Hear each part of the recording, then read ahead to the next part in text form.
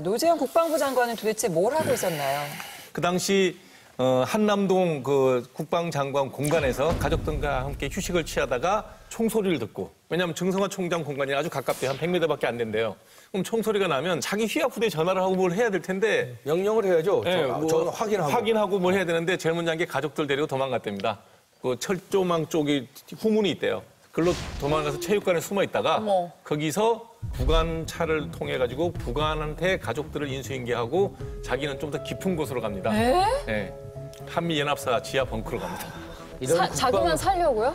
이런 국방장관이 있을 때 북한이 쳐들어왔으면 어떻게 돼? 그냥 가는 거죠, 우리는. 정말. 아니 근데 이분도 일이야. 군인 출신 아니에요, 그럼? 정승화 참모총장 전에 참모총장 했고, 근데 국방장관이잖아요. 그리고 별이 네 개예요, 네 개 대장. 아주 예편한 정통 군인이에요. 도망가기 전에 상황을 어떻게 하나요? 옥상으로 올라갔대. 옥상으로 올라가 보니까 저기 총소리가 나고 총소리 나는데 불꽃이 튀기니까 아이고 저기 그러면 직감한 거 자기 군이니까 쿠데타 일어났고 그리고 도망갔대요. 그다음에 최규하 군함대행은 뭘 했냐 그러면 자기한테 소리가 올라오려고 그러면 정상적으로 하면 국방부 장관의 국방장관의 그 부기가 서명이 있어야 되잖아요. 그걸 보고 자기 결재를 해야 되는데 그걸 받아오라 그러면서 버티고 있었던 거예요.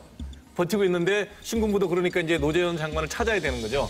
열심히 찾아보니까 이제 한미연합사 지하 벙커에 숨어 있는 걸 보고 여기 사인하라 그러니까 최규하 대통령하고 똑같이 버텨줬어야죠.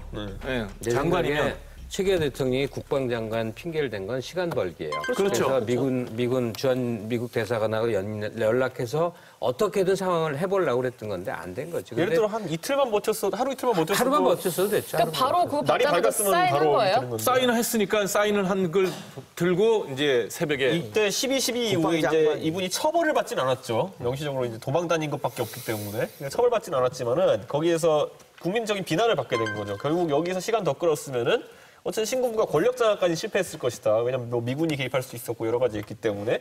그런데 거기에 관해서 96년도까지 일체 내막이 어땠는지 얘기 안 해주다가 이제 96년도에 언론에 말한 게 뭐냐면은 그날 내가 한 일이 뭐 못한 게 아무것도 없다. 왜냐하면 내가 그날 그 판단을 하지 않았으면은 서울에서 실제 교전이 벌어지고 이래서 불바다가 됐을 것이다라는 얘기를 해가지고 거기에서 빈축을 사죠. 그래가지고 억울한 심경을 본 얘기했겠지만은 용납이 안 되는 거죠, 국민들은.